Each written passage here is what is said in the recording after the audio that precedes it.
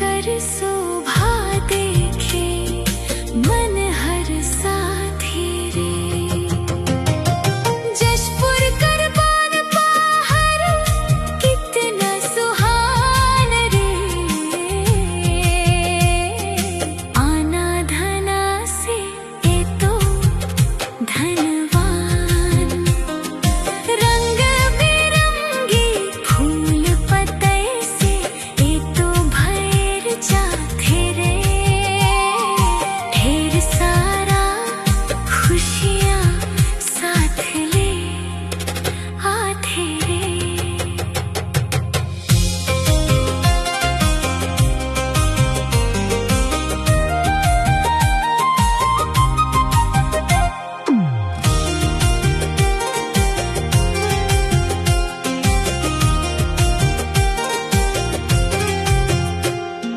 बांसुरी कर तान मांदर संगे बाजे रे। गाँव कर गली गली खुशियाँ जी साजे रे।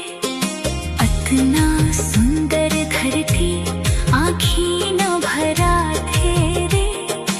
एक बेर जे आवे फिर लौट के नहीं जाते रे। जशपुर करबान पहाड़ कितना सुहान रे। आना धना से ए तो धनवान। रंग बिरंगी फूल पतई से ए तो भैर जाथे रे। ढेर सारा खुशियाँ साथ ले